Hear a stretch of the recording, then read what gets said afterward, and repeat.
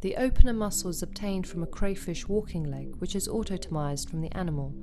Once the muscle is exposed, the innervation pattern can be revealed by various staining procedures. Synaptic responses in the form of short-term facilitation are readily recorded from the muscle. A focal macropatch electrode can be placed directly over identified varicosities along the nerve terminals. Synaptic responses are then recorded, which can be used for measuring synaptic efficacy at a quantal level from a defined location on the terminal. Hi, my name is Ann Cooper from the lab of Dr. Robin Cooper in the Department of Biology at University of Kentucky. Hi, I'm Robin Cooper. My student and I will show you a procedure to dissect the crayfish opener muscle and use it for recording synaptic responses with different stimulating paradigms. We use these procedures in our laboratory to study synaptic efficacy and the relationship between synaptic ultrastructure and function. So let's get started.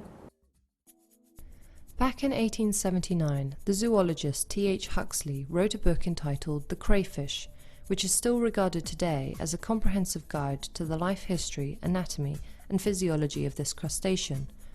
Around this time in history, the innervation of the opener muscle in crayfish legs was being characterized, and physiological studies were already underway in muscles of the crayfish.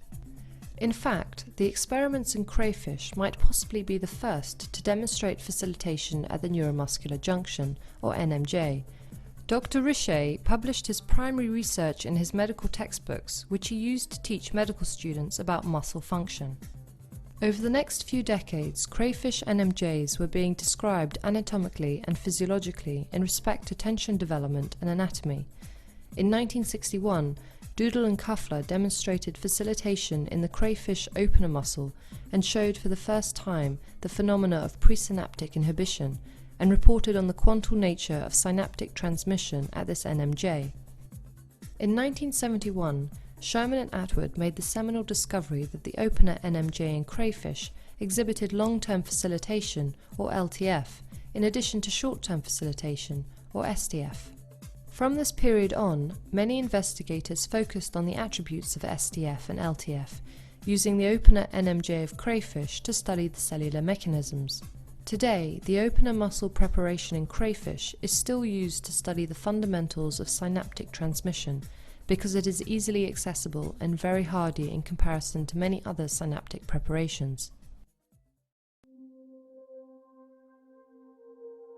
To obtain the crayfish leg for dissection, a crayfish measuring 6 to 10 centimeters in body length is induced to autotomize its first or second walking leg by forcefully pinching at the ischiopodite segment. This procedure does not kill the crayfish, which is returned to its holding tank. Place the crayfish leg on a piece of tissue paper on the microscope stage. Turn the leg around until the outside is facing up. This is usually the arched side up. Use a sharp razor blade to etch the cuticle until just cutting through in this pattern. Be careful not to cut too far distal on the dorsal to ventral cut by the meropodite to carpopodite joint. Leave the cuticle in place for now.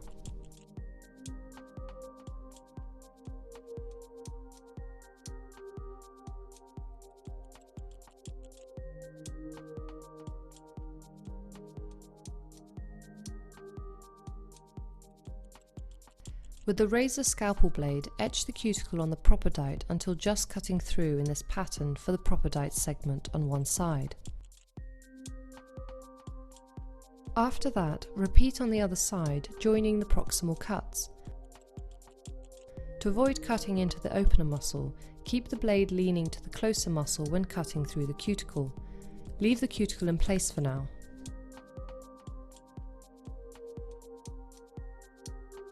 Next, submerge the leg into crayfish saline in a dissection dish with a 1 cm thick Silgard coating on the bottom. Stick a pin in the dorsal caudal corner within the cut of the window made in the meropodite to hold the preparation still. With fine tweezers, lift the cuticle slightly from the distal end, and with the razor cut the flexor muscle fibers away from the cuticle in a distal to proximal manner.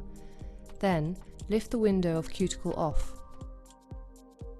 Once the cuticle is lifted off, carefully pull the tendon away from the leg cavity and cut the apodeme at the meropodite to carpopodite joint. Take care to only cut the tendon and not the main leg nerve that is on the inner side of the tendon. Pinch the tendon where it was cut with tweezers and pull the flexor muscle off by lifting it in a caudal direction. The main leg nerve and the extensor muscle are now exposed.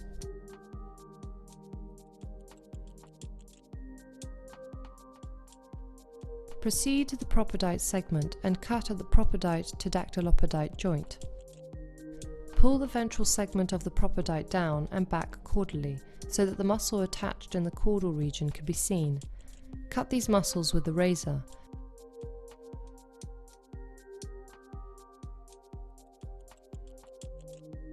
Be careful not to cut the motor nerve branch to the opener muscle. The opener muscle is now exposed to the saline. Return to the most caudal region of the neuropodite segment where the leg nerve bundle usually contains two separated nerve bundles. Transect the dorsal bundle with fine scissors, then pick up the cut end with tweezers and gently pull distally until about half the length of the neuropodite segment is reached.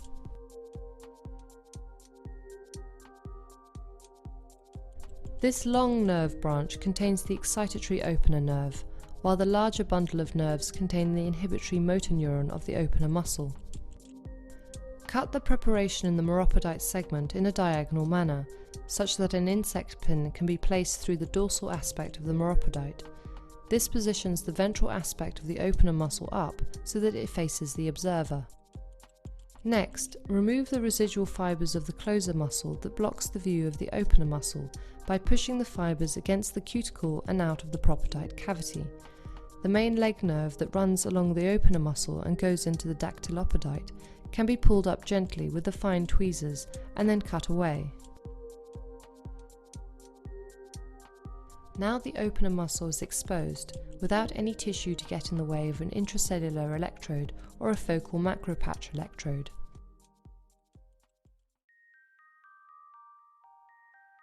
To record the excitatory postsynaptic potentials, or EPSPs, place the opener muscle preparation in a recording chamber designed with a plastic suction electrode.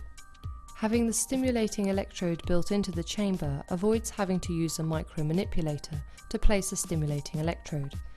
Pin the preparation down in the recording dish and place the branch of the nerve that contains the excitatory nerve in the suction electrode.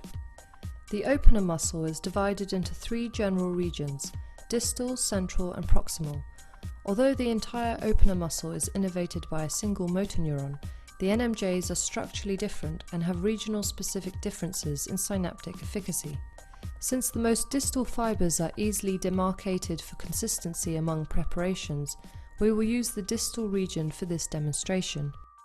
To elicit an evoked response, the excitatory axon will be selectively stimulated by a GRAS 8/8 stimulator.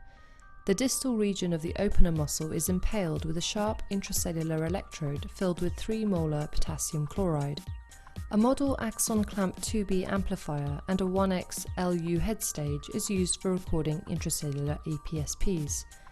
Short-term facilitation or various other types of responses desired can be obtained by varying the stimulus conditions.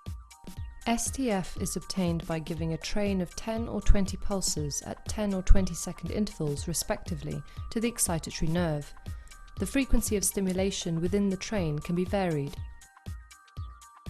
The output of the GRAS stimulator is connected to a stimulus isolation unit, with the lead connected to the silver wire that is within the plastic suction electrode. The lead is attached to a silver wire in the bath.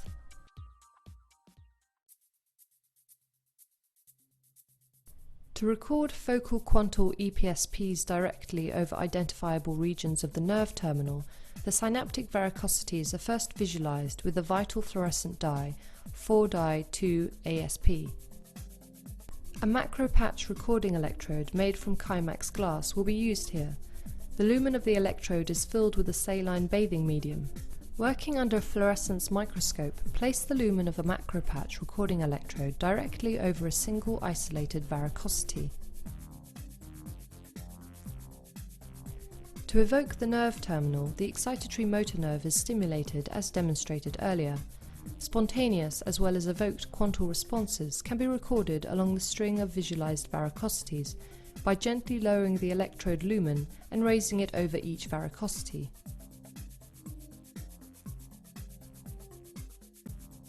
Direct counting of quantal events is possible with low stimulation frequencies. For each evoked response, the number of quantal events can be determined. For a series of responses, the total numbers of quantal events are counted to then estimate mean quantal content based upon these direct counts. One approach to calculate mean quantal content is to take the total number in the types of evoked quantal events during stimulation and divide by the total number of stimulus trials using the following formula. Shown here is a set of repetitive trials of stimulating 30 pulses at 40 Hz. Note the facilitation for each run and the average response. If the stimulation is increased to 60 Hz, more pronounced facilitation is observed. When recording with a focal electrode over a varicosity and stimulating at 1 Hz, the evoked quantal responses are observed. We just showed you how to dissect the crayfish opener muscle and use it for recording synaptic responses with various stimulation paradigms and techniques. When doing these procedures, it's important to remember to treat the neurons with care and not to pull on them too hard or to pinch them. Also, when you're placing the focal macropatch electrode on the visualized varicosities, to lightly place the electrode on those varicosities and lift it back off. One other point to remember is that you don't want to expose the preparation too long to the mercury light, as that could damage the nerve terminal as well. So that's it. Thank you for watching and good luck with your experiments.